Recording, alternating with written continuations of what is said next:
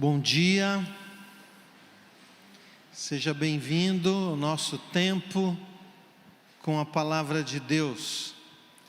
Hoje pela manhã nós vamos continuar o nosso curso de doutrinas básicas e o tema da nossa aula hoje é o seguinte: não está na Bíblia.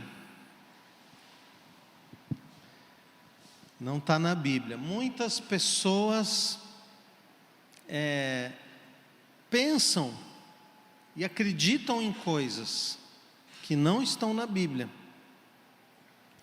Muitos dirigem a sua vida por coisas que imaginam, por coisas que pensam, mas onde nós podemos encontrar a verdade? Como nós podemos descobrir se as coisas são de fato como a gente pensa que são? Ou como nós podemos descobrir se as coisas são de verdade da maneira como nos disseram?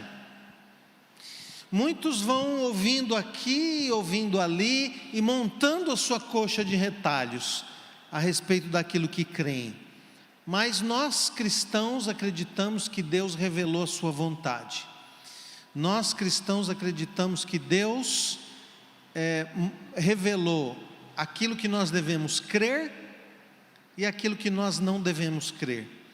Aquilo que nós devemos fazer e aquilo que nós não devemos fazer. E Ele revelou isso através da sua palavra. Por isso queria convidar você a abrir sua Bíblia em 2 Pedro capítulo 2. 2 Pedro, capítulo 2, versículos 1 a 3. O texto diz o seguinte: no passado, apareceram falsos profetas no meio do povo, e assim também vão aparecer falsos mestres entre vocês. Então, Pedro começa aqui esse capítulo dizendo o seguinte: da mesma maneira como apareceram falsos profetas no passado, quer dizer, pessoas que diziam falar em nome de Deus, mas elas não estavam de fato falando em nome de Deus, vão aparecer também falsos mestres, quer dizer, pessoas que aparentemente estão ensinando a vontade de Deus, aparentemente de maneira correta, mas que o seu ensino é um ensino enganoso, é um ensino incorreto. Então, no passado apareceram falsos profetas no meio do povo, e assim também vão aparecer falsos mestres entre vocês. Eles ensinarão doutrinas destruidoras e falsas, e rejeitarão o mestre que os salvou. E isso fará com que caia sobre eles uma rápida destruição. Mesmo assim, muita gente vai imitar a vida imoral deles, e por causa desses falsos mestres, muitas pessoas vão falar mal do caminho do Senhor, vão falar mal do caminho da verdade. Em sua ambição pelo dinheiro, esses falsos mestres vão explorar vocês, contando histórias inventadas. Mas faz tempo que o juiz está alerta e o destruidor deles está bem acordado. Então ele está falando que esses falsos mestres são aqueles que têm vida imoral e ambição pelo dinheiro, e por causa disso eles vão explorar as pessoas contando histórias inventadas. Histórias inventadas. Então esses são os falsos mestres. O ensino deles não é verdadeiro, o ensino deles não é puro, o ensino deles não está totalmente de acordo com a Escritura. Muitas pessoas usam a Bíblia de forma distorcida para que a Bíblia diga aquilo que eles têm a intenção de ensinar. E o que nós devemos fazer é abrir a Bíblia e ir até ela para que ela revele aquilo que é a vontade do Senhor, sem que a gente coloque a nossa vontade no texto bíblico. Então, nós estamos nessa fase de introdução às doutrinas da Bíblia, estamos fazendo uma introdução, e você que tem acompanhado, você percebeu que a nossa ênfase, que o nosso objetivo é apresentar a autoridade da Bíblia como palavra de Deus, a autoridade das Escrituras do Antigo e do Novo Testamento como palavra de Deus. A Bíblia é a nossa única regra de fé e prática. A Bíblia nos diz o que devemos crer, o que não devemos crer, o que devemos fazer, o que não devemos fazer. E é a Bíblia que nos aponta Jesus Cristo como o único e suficiente Salvador. Ou seja, Jesus é o único Salvador, não há outro. Jesus é suficiente, Ele é tão poderoso para nos salvar, que Ele não precisa da ajuda de ninguém. Ele é suficiente. Quem tem Jesus tem tudo. E nós então começamos a construir sobre esse alicerce, dizendo que toda a Escritura é inspirada por Deus e portanto útil para nos ensinar, para nos corrigir, para nos mostrar a maneira certa de viver, que a palavra de Deus ela é a verdade revelada está nas Escrituras do Antigo e do Novo Testamento. Porém, o homem sem Deus inventa muitas crenças contrárias àquilo que Deus revelou na sua palavra. Então nós devemos estar sempre atentos, e se não queremos ser enganados, nós precisamos nos dedicar em estudar as Escrituras, em conhecer as Escrituras, e assim, conhecendo por nós mesmos, nós não dependeremos de outros e não seremos enganados. Nós também compartilhamos vários outros princípios aqui, de que há caminhos que parecem certos, mas que no final são caminhos de morte. Nós vimos que Cristo é o único alicerce da igreja, Ele é o ponto de partida para a nossa fé. Jesus é a pessoa central das Escrituras, a personagem central tanto do Antigo como do Novo Testamento. E vimos também que a palavra de Deus é uma palavra viva, sempre atual. Nela nós encontramos princípios para todas as nossas perguntas, princípios que respondem todas as nossas dúvidas, todas as nossas questões. Conversamos um pouquinho também sobre as tradições, aprendendo que a palavra de Deus ela é mais importante que as tradições. As tradições derivam da palavra e não a palavra da tradição. Se nós tivermos uma contradição entre a palavra e as tradições, nós devemos permanecer com a palavra, porque é a palavra que julga todas as coisas. E por isso mesmo, por a palavra de Deus ser a revelação de Deus, ela proíbe que a gente acrescente e que a gente tire coisas dela. O texto do Antigo e do Novo Testamento estão prontos, e essa é a revelação de Deus. Deus revelou tudo o que a gente precisa saber para a nossa salvação e para nós vivermos de uma maneira que agrada a Deus. Portanto, não temos necessidade de outros livros, não temos necessidade de outros documentos que nos digam o que nós devemos e o que nós não devemos crer, o que nós devemos e o que nós não devemos fazer. Então hoje, pegando carona num daqueles últimos versículos que nós falamos na nossa aula anterior, lá em 2 João, em 2 João, versículos 9 e 10, diz que aquele que não fica com o ensinamento de Cristo, mas vai além dele, não tem Deus. Então nós precisamos ir à Escritura para perceber quando nós estamos indo além. Nós precisamos ir à Escritura para tomar cuidado de não irmos além do que a Bíblia diz, além do que aquilo que está escrito. Nós somos o povo do livro, é assim que os cristãos eram conhecidos, o povo do livro, porque nós temos um manual, nós temos uma revelação pela qual nós devemos viver e agradar a Deus. Por isso, aquele que começa pela Bíblia, mas vai além e começa a introduzir doutrinas que são estranhas à Bíblia, que não podem ser respaldadas pelo ensino bíblico, essa pessoa abandonou o Deus verdadeiro, porque Deus não aprova a mentira, Deus não concorda com a mentira, Deus não se põe ao lado do engano, não, a palavra de Deus é a verdade, e é ela que nós devemos seguir. Portanto, eu queria que você abrisse comigo em Hebreus, capítulo 9, 27, e esse é o nosso ponto de partida hoje, é o ponto de partida hoje para a nossa reflexão.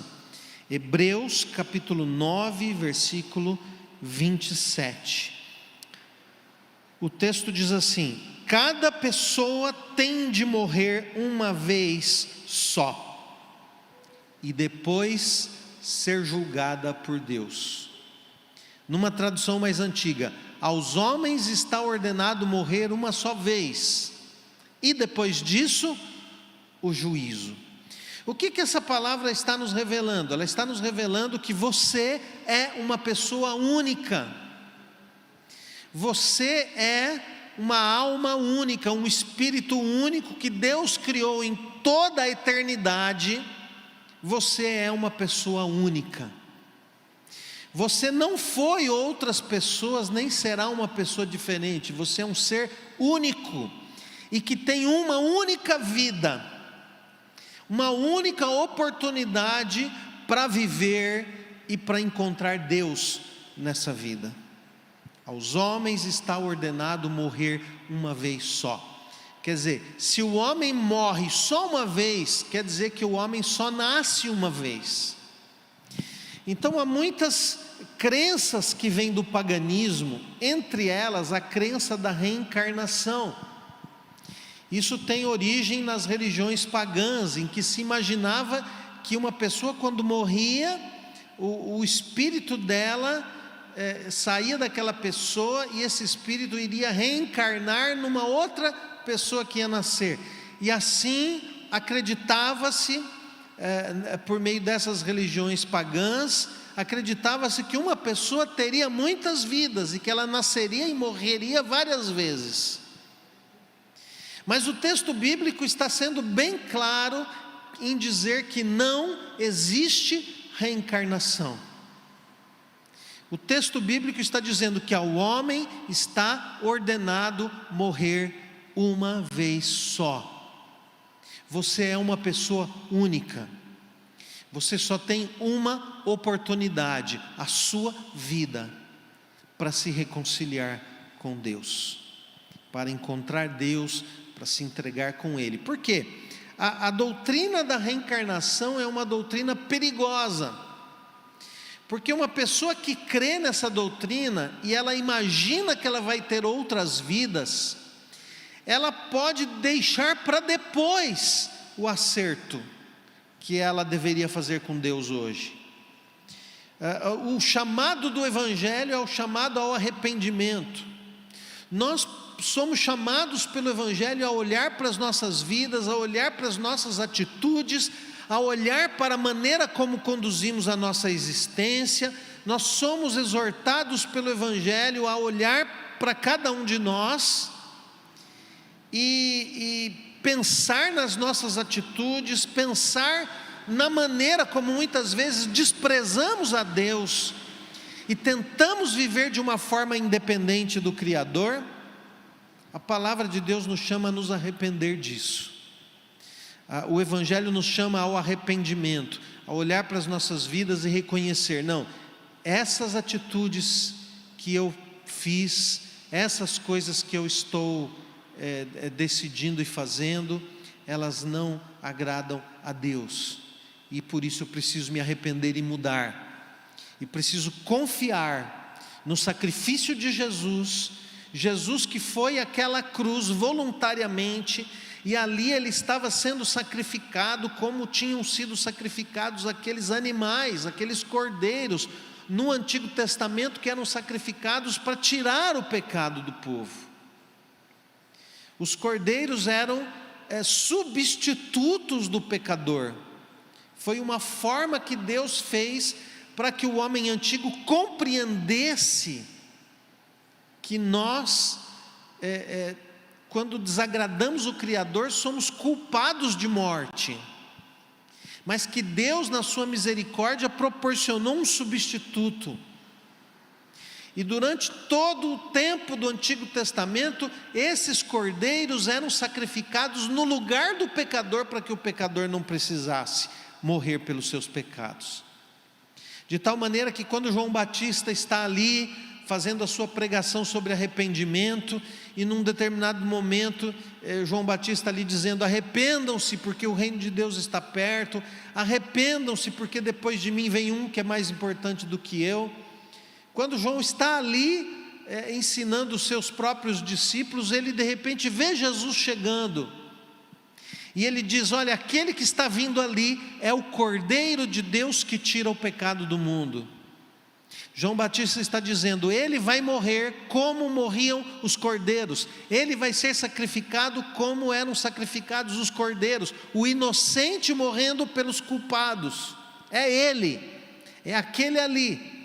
E quando nós estudamos a história de Jesus, nós vemos que Jesus foi condenado pelos sacerdotes da época. Ele foi entregue à morte pelos sacerdotes. A autoridade romana apenas executou a sentença. Mas foram aqueles sacerdotes que sacrificavam os cordeiros para tirar o pecado do povo, é que sentenciaram à morte Jesus, o Cordeiro de Deus. Mas se uma pessoa acha que ela não precisa se arrepender agora, que não tem problema, que ela pode ficar longe de Deus, que ela pode continuar vivendo em inimizade com Deus, porque ela terá outras chances em outras vidas, essa pessoa então morre sem se arrepender. E como a verdade da Escritura é que você só tem uma vida, porque aos homens está ordenado morrer uma só vez, porque aos homens está ordenado viver uma só vez, você só tem uma vida, e é nessa vida que precisa acontecer o seu encontro com Deus, porque depois da morte não tem arrependimento, depois da morte é o juízo.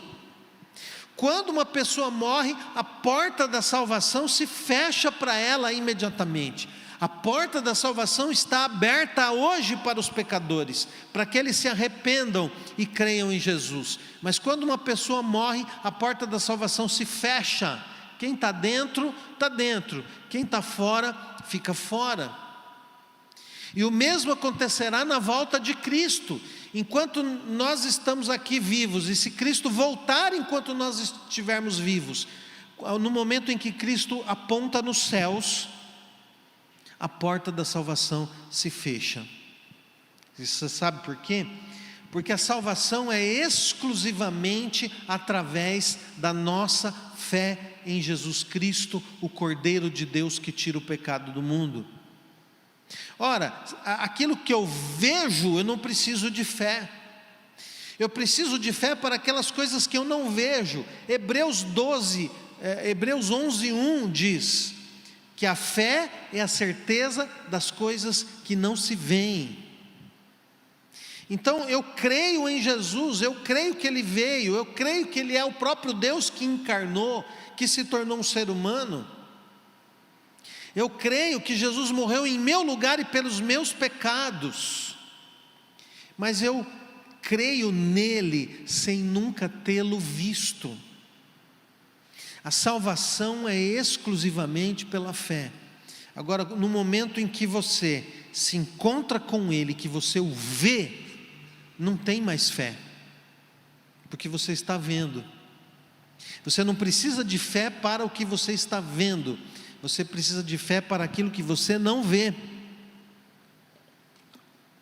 Por isso que quando Jesus, ali antes de iniciar o seu ministério, Ele foi tentado pelo diabo, o diabo envidou todos os esforços para fazer Jesus pecar.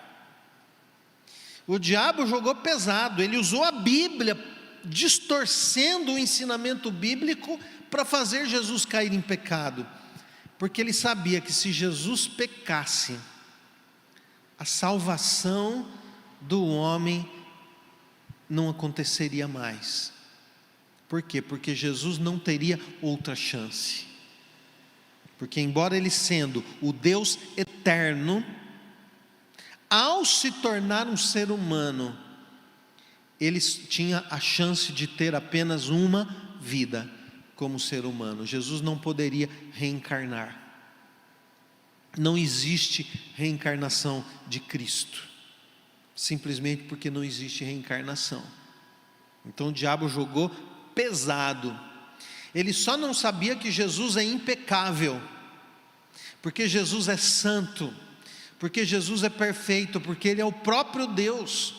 O Espírito eterno de Jesus é o Espírito do próprio Deus, portanto Ele é impecável, Ele é perfeito, coisa que nós não somos, por isso que nós precisamos dEle.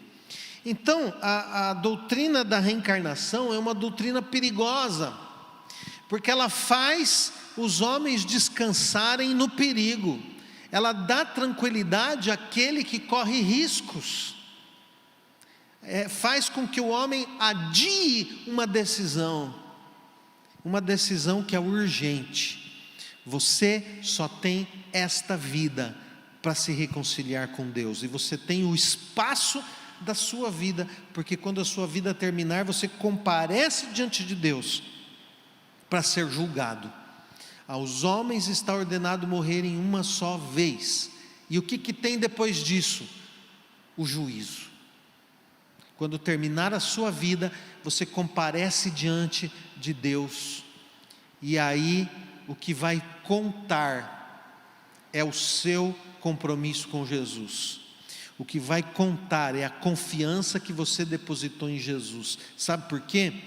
Porque diante de Deus, todos nós somos culpados. Nenhum de nós escapa desse veredito. Nós pecamos. Nós ofendemos a Deus com os nossos erros, com as nossas atitudes, com os nossos pensamentos, com as nossas omissões. Nós nos tornamos inimigos de um Deus santo quando nós escolhemos o pecado. E o maior pecado é a independência. O maior pecado é viver independente de Deus, porque esse foi o pecado de Adão. Quando Adão e a sua mulher decidem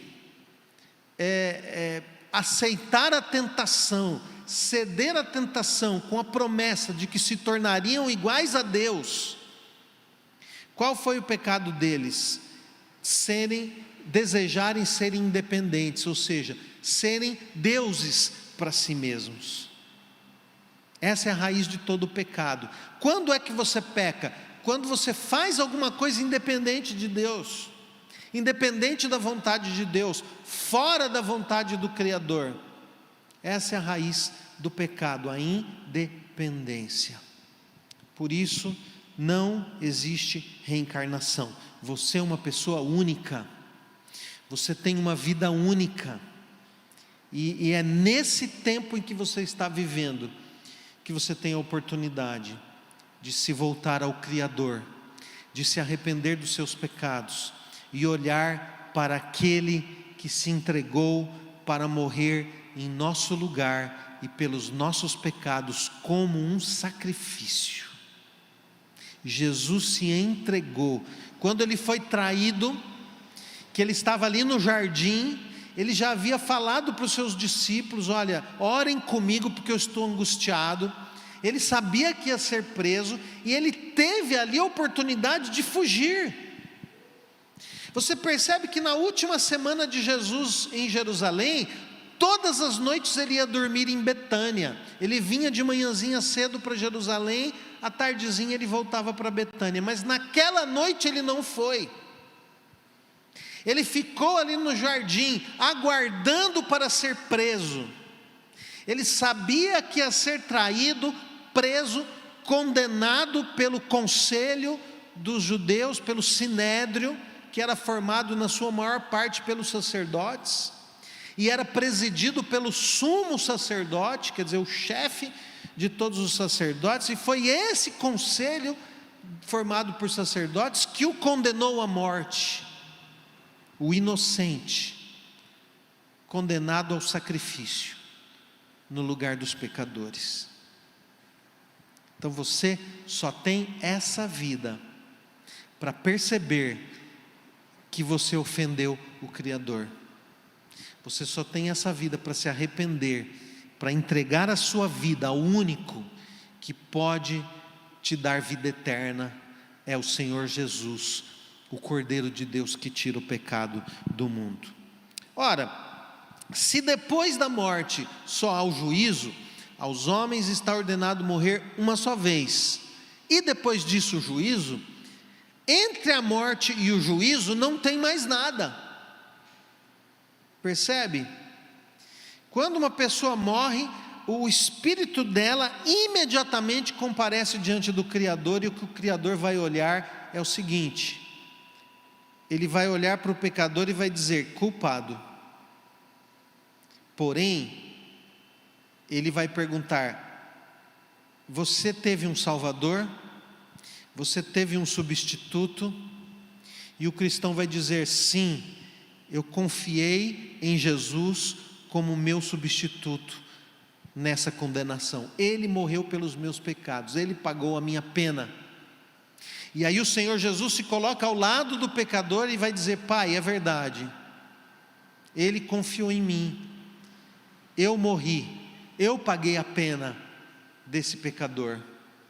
E então o Senhor vai dizer: muito bem, servo bom e fiel, entra na alegria do teu Senhor. Mas aquele que não confiou em Jesus, aquele que rejeitou a Jesus, quando ele comparecer diante do Senhor, não haverá ninguém para defendê-lo. Ele mesmo é que vai apresentar os seus méritos. E quais são os nossos méritos? Nenhum. Nós pecamos.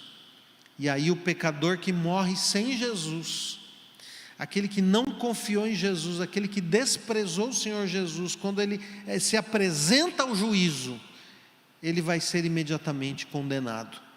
Aos homens está ordenado morrerem uma só vez, e depois disso, o juízo. Ora, então se entre a morte e o juízo não tem mais nada, nós temos que concluir que não há a possibilidade de comunicação entre vivos e mortos. Nós não podemos nos comunicar com pessoas que já morreram, isso é impossível. Por quê? Compareceu diante de Deus, é céu ou inferno. Morreu, comparece diante de Deus, é o juízo, é céu ou inferno, não tem mais nada. Não existe almas penadas vagando por esse mundo.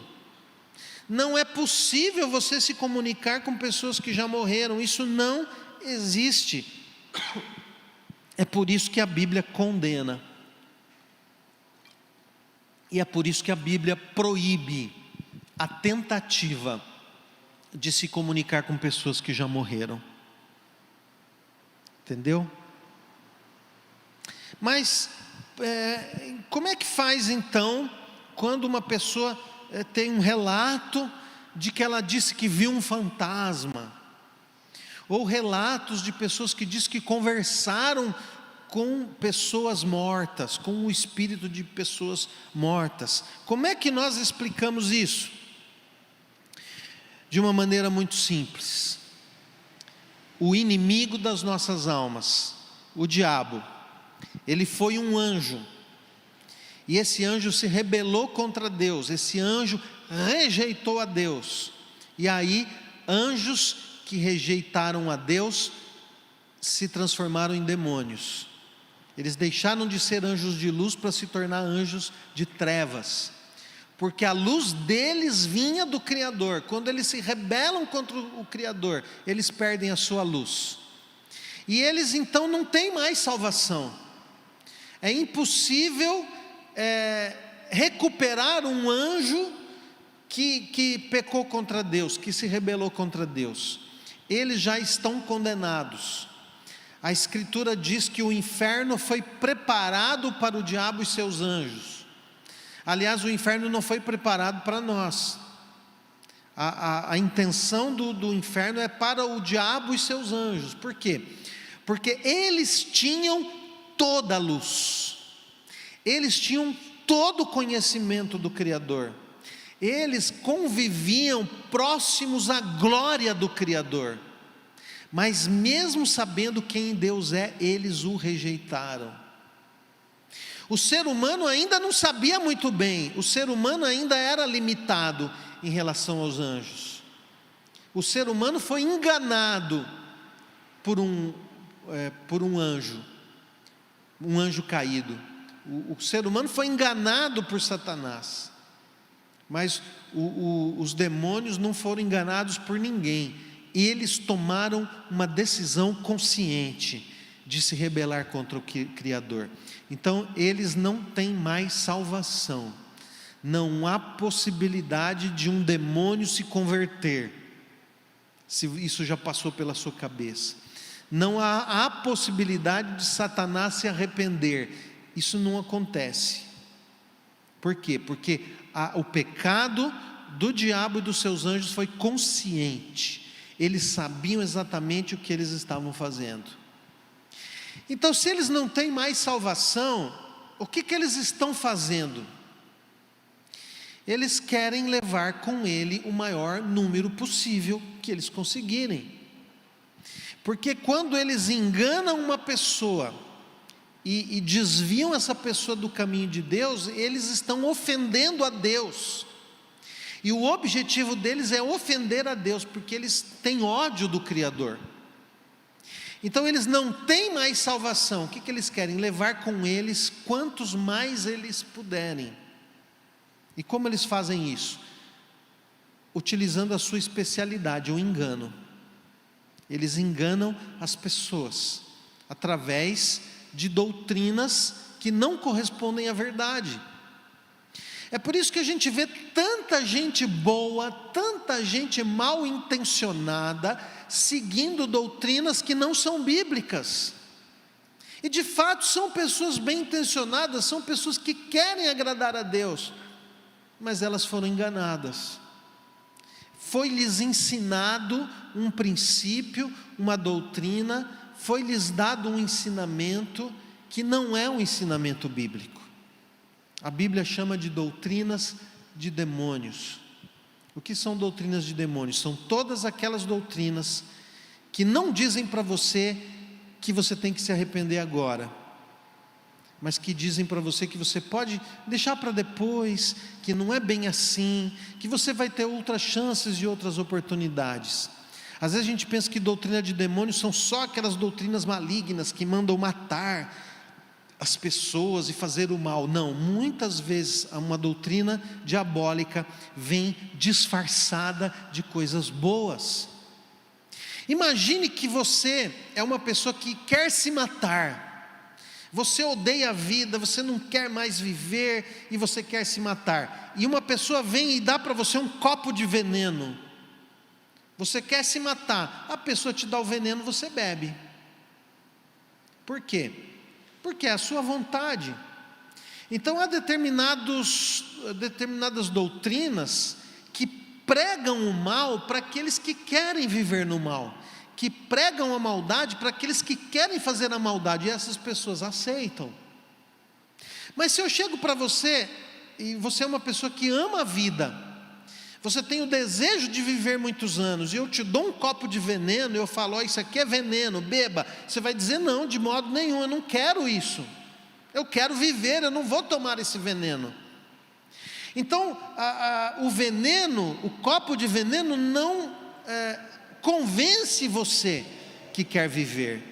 Da mesma maneira, há pessoas que são bem intencionadas, que querem fazer a vontade de Deus, que querem seguir o bem, que pensam que é bom fazer o bem para as pessoas, que têm o desejo de ajudar quem precisa. Se você chegar para uma pessoa dessa e começar a ensinar uma doutrina de maldade, de matar, de prejudicar, de fazer o mal, essa pessoa vai dizer: não, eu não quero ir por esse caminho. Como é que você conseguiria fazer uma pessoa, entre aspas, do bem, seguir o caminho do mal? Você precisa enganá-la. Então, ao invés de dar um copo de veneno, você faz um bolo com frutas, com chocolate, com doce de leite, com chantilly, com todos os ingredientes que a pessoa gosta, e você esconde nesse bolo uma gota de veneno. Só que essa gota de veneno é mortal. E aí você dá o bolo para a pessoa, ela fala: puxa, que bom esse bolo, vou me deliciar, isso é muito bom, olha, é uma das coisas boas da vida, é desfrutar de boa comida. E ela então come esse bolo, achando que está se alimentando de uma coisa boa, e ali ela foi enganada, ali tem veneno. É assim que se apresentam as doutrinas de demônio. Toda doutrina diabólica, ela vem revestida do bem, ela vem revestida do nome de Deus, ela vem revestida de boas ações, do encorajamento, do incentivo para fazer o bem, mas lá no meio tem um ponto que tira você do caminho da salvação.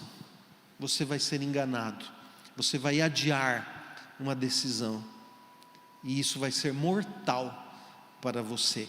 Esse é o veneno. Nós vamos falar daqui a pouco sobre os falsos mestres, e tem uma passagem lá em 1 Timóteo 1,6 que fala justamente das doutrinas de demônios, de pessoas que foram enganadas por doutrinas de demônios. E doutrinas de demônios geralmente são aparentemente boas para poder enganar, e muitos são enganados. E é por isso que Deus nos deu a Bíblia, porque a palavra de Deus é a verdade, ela nos guia no caminho da verdade, ela nos mostra a diferença entre a verdade e o erro. Mas se entre a morte e o juízo não tem mais nada, de fato não há comunicação entre vivos e mortos, é impossível. Mas por que algumas pessoas alegam conversar com mortos? Justamente por causa daquilo que eu falei, porque o inimigo das nossas almas, ele é um anjo, e anjos têm poderes. Ele não tem tanto poder como Deus, aliás o poder dele está limitado. O trabalho do diabo é como aquele cachorro que está amarrado numa corrente. Ele sai correndo e ele vai até onde a corrente permite. Então Deus coloca sempre um limite.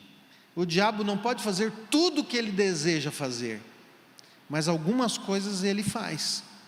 Algumas coisas estão dentro do raio de ação da corrente em que ele está preso. Deus sempre limita o diabo para que ele não faça todo o mal que ele pretende fazer. Mas ele tem capacidade de enganar as pessoas. Ele, sendo um anjo, ele é invisível, e ele está séculos e séculos andando no meio de nós e aprendendo com a gente. Os demônios estudaram nas melhores faculdades de medicina, nas melhores faculdades de psicologia. Eles conhecem o ser humano de maneira bem próxima. Eles convivem com a gente aí como seres invisíveis, vendo o que o homem faz, dando sugestões, impulsionando, colocando pensamentos maus e observando como os homens reagem a esses pensamentos maus, inclusive presenciando conversas secretas.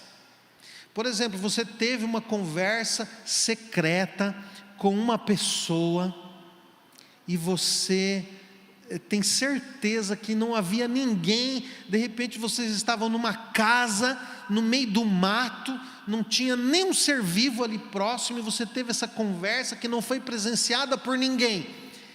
Quem te garante que não passou um demônio ali, parou, ouviu e prestou atenção nessa conversa? Quem te garante? E aí, quando esse seu amigo, com quem você teve essa conversa secreta, e vocês partilharam uma informação que apenas vocês dois sabiam, mais ninguém, esse seu amigo morre, e aí se manifesta um espírito, e conta para você, e diz para você: lembra daquela conversa que nós tivemos assim, assim, assim, e a pessoa fica espantada, olha, deve ser verdade, porque só eu e ele sabíamos dessa informação. Aquele demônio teve a capacidade de se manifestar como aquela pessoa que morreu, e inclusive usar a voz, falar com a mesma entonação, e usar de expressões que eram próprias daquela pessoa, de tal maneira a te convencer de que entre a morte e o juízo tem outras coisas, tem outras oportunidades, tem outras chances. Então é assim que o diabo faz. Os demônios se fazem passar por pessoas mortas para nos enganar, para nos convencer de que as coisas não são como elas estão reveladas na Bíblia.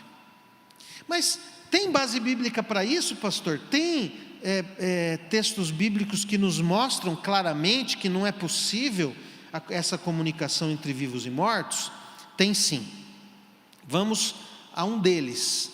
Não sei se nós vamos poder conversar sobre todos hoje, mas pelo menos esse aqui, Eclesiastes, capítulo 9. O livro do Eclesiastes é um livro muito interessante, porque ele é uma reflexão sobre a vida humana. Tanto que o tempo todo ele diz assim: eu vi tudo o que acontece debaixo do sol. Essa é uma expressão poética para falar da vida nesse mundo. Não é porque a gente vivendo aqui nesse mundo, o tempo todo a gente está debaixo do sol. É uma expressão, vamos dizer, até poética, né? Que o Antigo Testamento descreve. Na nova tradução da linguagem de hoje, Eclesiastes 8:9 diz assim: eu vi tudo quando pensei nas coisas que acontecem neste mundo. Na tradução mais antiga, eu vi tudo que acontece debaixo do sol. Então, o Eclesiastes é a reflexão de um homem que experimentou de tudo nesse mundo e que chegou à conclusão de que tudo é vaidade, de que tudo é inútil, que a única coisa que vale a pena é você procurar viver em comunhão com o Criador. Quem escreve o livro de Eclesiastes foi Salomão, ele foi rei de Israel. Ele foi muito rico, e ele conta na sua narrativa que ele teve tudo que uma pessoa pudesse querer, que ele conquistou tudo que alguém pudesse desejar conquistar na vida, mas que ele concluiu que nada vale a pena sem Deus. Então, o ponto de vista da reflexão desse livro de Eclesiastes é o ponto de vista daquilo que acontece neste mundo. Salomão aqui está refletindo o seguinte: olhando pelo prisma de uma vida nesse mundo, tudo é inútil. As nossas conquistas, os nossos desejos, as coisas que a gente consegue nessa vida, tudo isso é inútil. A única coisa que vale a pena é você viver em comunhão com o Criador. E ele chegou a essa conclusão. Logo, Salomão, que se desviou dos caminhos do Senhor, mas que no final da vida ele se arrepende, ele volta para Deus e ele escreve esse livro. Tem momentos que a gente acha até que o livro é um pouco pessimista, mas eu diria que ele é realista, quando ele diz que as coisas deste mundo são uma ilusão, porque o que vale mesmo a pena é você viver em comunhão com o seu Criador. Isso é o que verdadeiramente vale a pena. Uma pessoa que fez de tudo, conclui que a única coisa que vale a pena é você se voltar para o seu Criador. E aí, essa é uma reflexão desse ponto de vista. É uma reflexão do ponto de vista daquilo que acontece nesse mundo. E tudo que ele vai falar dessa ótica. A vida enxergada a partir de quem está nesse mundo. E aí no versículo 5 e 6, ele vai dizer assim, Eclesiastes 9, versículos 5 e 6, ele vai dizer o seguinte: sim, os vivos sabem que vão morrer, mas os mortos não sabem nada. Eu não preciso dizer isso para você. Os vivos sabem que vão morrer. Você não sabe que você vai morrer? Por que você sabe que vai morrer? Porque todo ser vivo morre. E por que todo ser vivo morre? Porque o pecado entrou no mundo. A criação de Deus foi perfeita. Nós fomos criados para viver eternamente. Por que a gente morreu? Porque Deus falou: não coma daquela árvore, porque o dia que você comer você vai morrer. E o diabo disse: não, você não vai morrer não, Deus te enganou. O homem vai e come, ele não cai duro na mesma hora, mas ele começa a morrer. Primeiro ele morre espiritualmente, a comunhão com o Criador ali se desfaz. O homem comete uma traição contra o Criador, mas aí o pecado contamina a criação de tal maneira que nós começamos a morrer devagarzinho. O que é o nosso envelhecimento? É a gente morrendo devagarzinho. O envelhecimento, as doenças, a morte são consequência do pecado. Então, quem está vivo sabe que vai morrer. Algumas pessoas dizem assim: a única certeza da vida é a morte. Isso é até um ditado popular, né? Alguns ditados populares não têm verdade, mas alguns até que neles nós podemos encontrar alguma verdade. Por quê? Porque a graça comum é aquela graça que Deus derrama sobre toda a criação, permite que mesmo o homem sem Deus chegue a algumas conclusões verdadeiras. Há algumas, não a todas. A totalidade das conclusões verdadeiras a gente só pode encontrar na revelação de Deus, porque nós somos limitados. Mas quem está vivo sabe que vai morrer, e os mortos não sabem mais nada. Em que sentido? Salomão está falando das coisas que acontecem nesse mundo. Essa é a chave para a interpretação do livro de Eclesiastes. Eu vi tudo o que acontece neste mundo, eu observei tudo o que acontece debaixo do sol, e a respeito do que acontece nesse mundo, os mortos não sabem mais nada. Porque quando uma pessoa morre, o espírito dela é desligado dessa existência, e ele comparece imediatamente diante do Criador para ser julgado. E nós poderíamos dizer, vamos falar isso numa linguagem que a gente poderia entender hoje: isso é numa outra dimensão, não é aqui. O espírito de uma pessoa que morre vai para uma outra dimensão, e nessa outra dimensão é que fica o céu ou o inferno, no mundo espiritual, que não é aqui. Lá em Efésios, em certa maneira, em certos lugares, Paulo diz que nós estamos assentados com Cristo nos lugares celestiais. Essa é uma forma de expressar, de acordo com a compreensão daquela época, o mundo espiritual. Ou seja, nós estamos espiritualmente ligados a Cristo, mas numa linguagem que nós poderíamos entender hoje, nós poderíamos dizer o seguinte: nós estamos espiritualmente ligados a Cristo, enquanto estamos existindo nesse mundo. Nesse mundo, o mundo físico e o mundo espiritual estão misturados. Anjos e demônios estão por aí. Tudo é real. Deus está agindo nesse mundo. O mundo espiritual está presente, mas quando uma pessoa morre, o espírito dela vai para uma outra dimensão. Ela vai ser julgada por Deus, e esse julgamento só tem duas opções: céu ou inferno, salvação ou condenação, dependendo daquilo que você decidiu em relação a Jesus Cristo. Então o texto diz: aos homens está ordenado morrerem uma só vez, e depois disso o juízo. E aqui em Eclesiastes 9:5, sim, os vivos sabem que vão morrer, mas os mortos não sabem nada. Agora continua: eles não vão receber mais nada. O que você deseja fazer por uma pessoa, faça enquanto ela está viva. As flores que você quer dar, o amor que você quer dar, as palavras que você quer falar, aproveite essa vida, porque depois que morreu, quem morreu não recebe mais nada. Quem morreu não pode nem ajudar, nem ser ajudado. Não adianta você acender uma vela para iluminar o caminho daquele que morreu. Ele não vai receber isso. Ele não vai receber mais nada.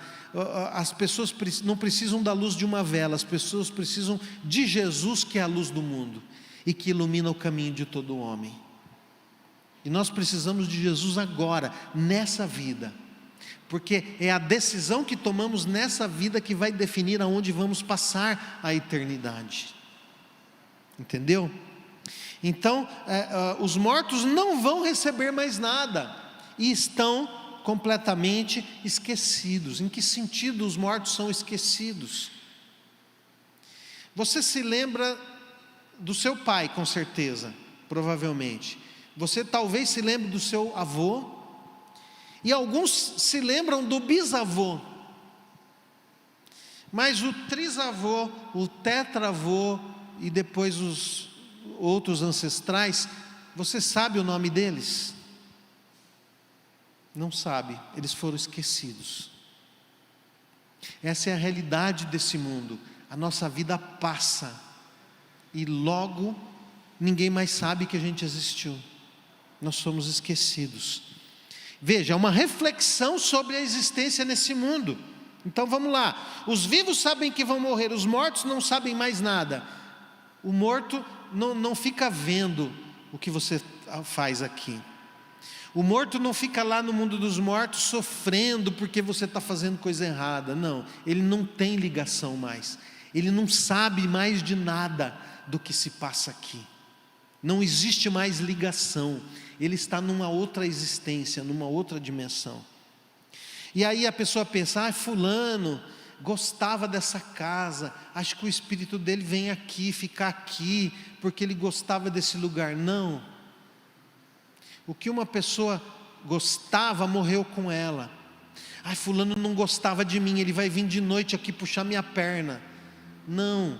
O que ele odiava morreu com ele. Os seus ódios e as suas paixões morreram com aquela pessoa. Não existe mais ligação, não existe mais comunicação.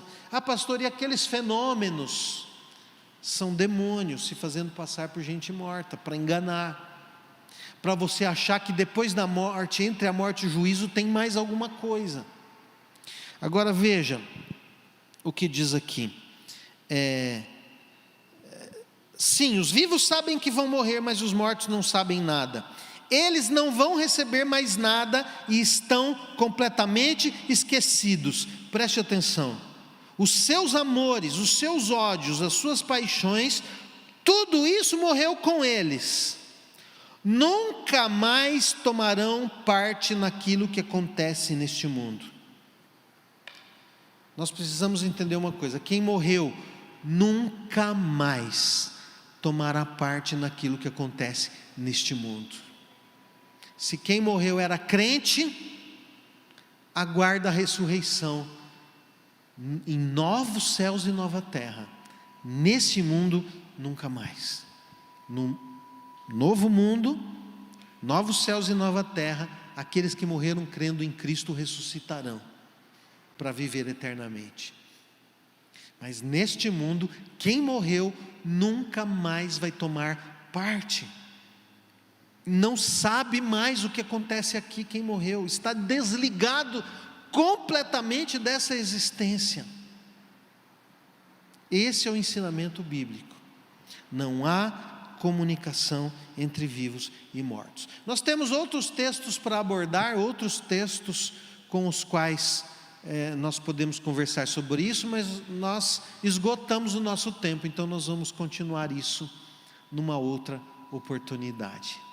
Vamos então orar e vamos agradecer a Deus por esse tempo.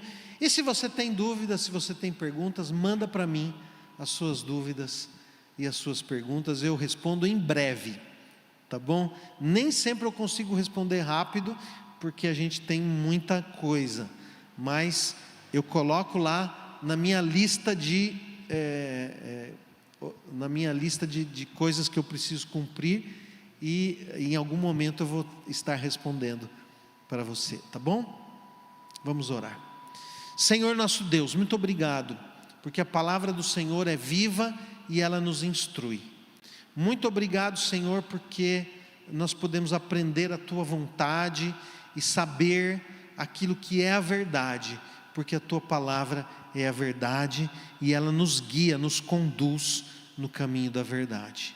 Senhor, por favor, que esta mensagem possa convencer tantas pessoas que estão enganadas, que foram enganadas pelo nosso inimigo e que têm uma boa intenção e têm um bom coração, mas se desviaram daquilo que o Senhor revelou na Tua palavra. Que o Senhor tenha misericórdia e que por meio do Teu Espírito o Senhor convença aqueles que estão no caminho errado e que o Senhor nos ajude a nos manter no caminho certo. Perdoa, Senhor, os nossos pecados e por favor, Senhor, nos ajuda para que a gente possa fazer mudanças na nossa vida, abandonar os nossos pecados e fazer apenas aquelas coisas que agradam o Senhor. Nos ajuda, é o que nós te pedimos, em nome do Senhor Jesus. Amém.